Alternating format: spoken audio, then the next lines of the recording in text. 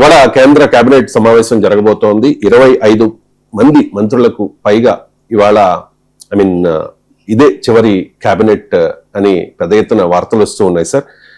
వివాదాలు ఉంటే ఊస్టింగ్ తప్పదట. మంత్రుల పనితీరు ప్రవర్తనే ప్రాతిపదికగా పదవిలో ఉండాలా లేకపోతే వారిని పదవి నుంచి తొలగించారా అనే అంశాన్ని నిర్ణయిస్తారని కూడా సమాచారం వస్తోంది సార్. ముఖ్యంగా ఈ కుమారుడిపై పోక్సో కేసు ఉన్న నేపథ్యంలో కేంద్ర హోంశాఖ సహాయ మంత్రి బండి సంజయ్ ను తప్పిస్తారు పదవి నుంచి అనేది పెద్ద ఎత్తున ప్రచారం జరుగుతోంది సార్. జోస్యం చెప్పమని అడగను కానీ పరిణామాలు చూస్తూ ఉంటే బండి సంజయ్ పదవి పోతుందా? మన తెలుగు పత్రికల్లో ఉండేటువంటి ఇంటర్ప్రిటేషన్, నేషనల్ మీడియాలో ఎక్కడ అలాంటి ఇంటర్ప్రిటేషన్ ఏమీ రాలేదు. ఈ రోజు మంత్రుల పనితీరు ప్రవర్తనే ప్రాతిపదిక, వివాదాలుంటే ఊస్టింగ్ తప్పదని మన నేషనల్ మీడియాలో వచ్చింది చూడాలి.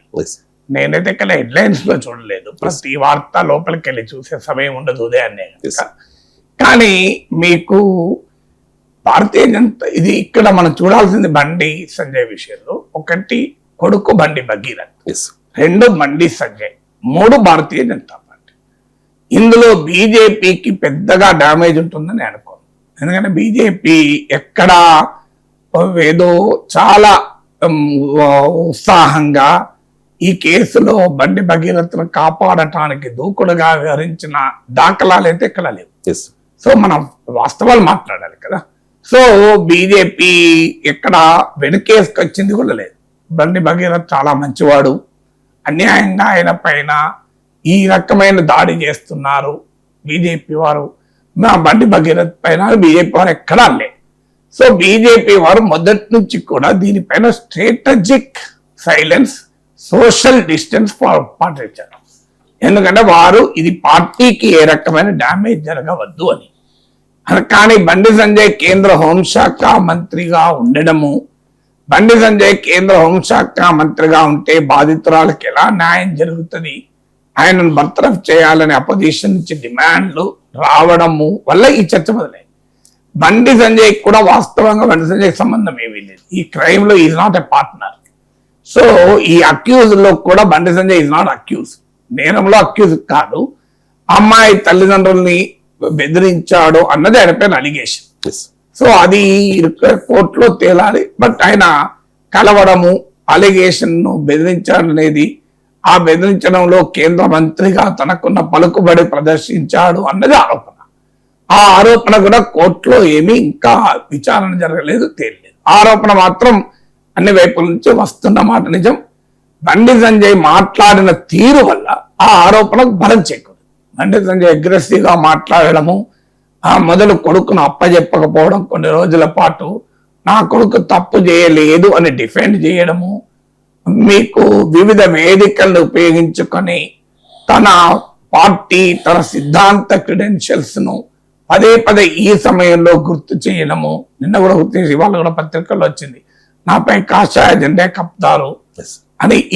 ఇవన్నీ చేసే వరకు ఏమైతుంది అంటే తన కొడుకును కాపాడుకోవటానికి తాను బీజేపీని, హిందుత్వను, రాష్ట్రీయ స్వయం సేవక్ సంఘ్ ఈ నేపథ్యం అంతా ఎందుకు తీసుకొస్తున్నాడు అనేది బీజేపీ కార్యకర్తల్లో కూడా, బీజేపీ శ్రేణుల్లో కూడా కాస్త అనీజీనెస్ ఉన్నమాట నిజం.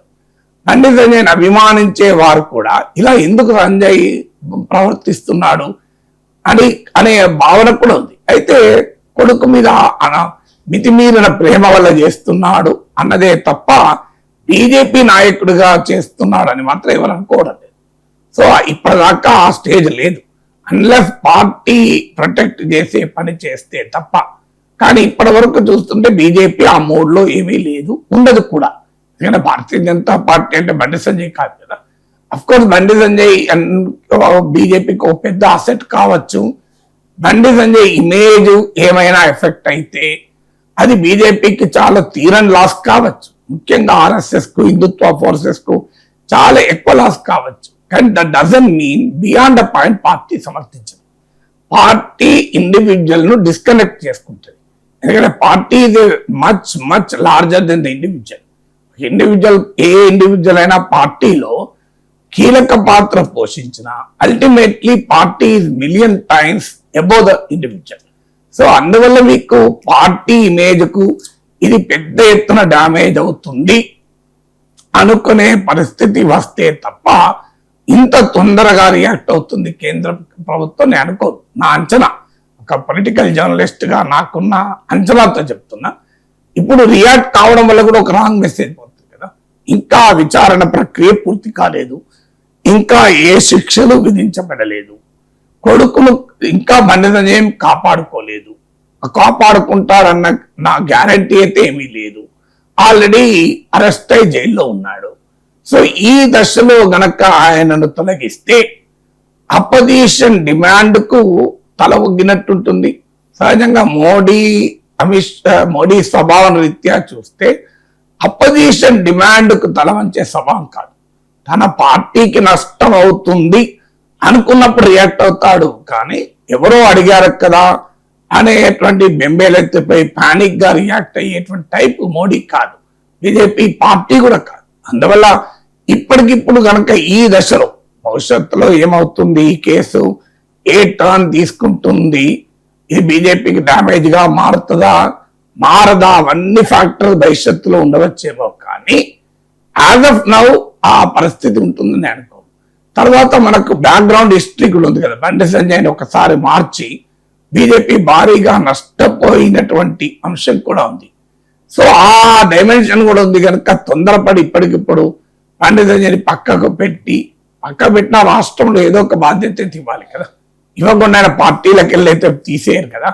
సో అందువల్ల ఇప్పుడు ఆయన పైన చర్య తీసుకొని ప్రతిపక్షాల ఆరోపణలకు బలం చేకూర్చి పార్టీ ఏదో డ్యామేజ్ అయింది, దీనివల్ల డ్యామేజ్ అవుతోంది అనే పానిక్ సిచ్యువేషన్ లో పార్టీ ఉంది అన్న భావనను కల్పిస్తారని అనుకోను. బట్ ఇక రాజకీయాల్లో ఏదైనా జరగచ్చు. ఇవన్నీ మనకు బయటి వారిగా మనం చూస్తున్నప్పుడు కలిగే రాజకీయ పరిణామాలు. అంతర్గతంగా వాళ్ళ అసెస్మెంట్ ఎట్లుంది, ఏముంది అనేది మనకు తెలియదు. ఎందుకంటే ఒక లీగల్ పాయింట్ చెప్పడానికి ఏమవుతుంది అంటే, కేంద్ర హోంశాఖ సహాయ మంత్రిగా బండి సంజయ్ ఉన్నప్పుడు న్యాయం ఎలా జరుగుతుంది, ఎందుకంటే అక్కడ హయ్యర్ పర్సన్ ఉన్నాడు కదా అని. ఒకవేళ బండి సంజయ్ కేంద్ర హోంశాఖ సహాయ మంత్రిగా లేకపోయినా ఆయన బీజేపీ నాయకుడిగా అయితే ఉంటారు కదా. ఇప్పుడు ఈ బండి భగీరథ్ కేసు కొరకైతే మోడీ ప్రభుత్వం రాజీనామా చేయదు కదా. సో మోడీ ప్రభుత్వమే ఉంటుంది, బీజేపీ అధికారం ఉంటుంది దేశంలో. ఆయన ఇంకొక ఎక్స్టెన్షన్ రామచంద్రరావు అందుకే ముందే చెప్పాడు, మేము ఇది రాష్ట్ర ప్రభుత్వ కేసు, ఇది కేంద్రం కేసు కాదు. రాష్ట్రంలో కాంగ్రెస్ అధికారంలో ఉంది, మేము ఎలా ఒత్తిడి చేస్తాం అనే ఒక లాజిక్ బీజేపీకి ఆల్రెడీ ఉంది ప్రజలకు చెప్పుకోవటానికి. ఇదే కేంద్ర ప్రభుత్వ కేసు కాదు కదా అని. ఓకే, బీఆర్ఎస్ ఆరోపించవచ్చు, బీజేపీ కాంగ్రెస్ ఒక్కటే, బీజేపీ కాంగ్రెస్ పార్టీ నాయకులు కాంగ్రెస్ ముఖ్యమంత్రి కాపాడుతూ, ఇవన్నీ పొలిటికల్ ఆరోపణలు. కానీ ప్రజల ముందుకు వచ్చేటప్పుడు బీజేపీ కాంగ్రెస్ ఒక్కటే అనే నరేటివ్ అయితే జనం నమ్మరు కదా. ఎందుకంటే ఆ రెండు పార్టీలే దేశంలో ఘర్షణ పడుతున్న పార్టీలు.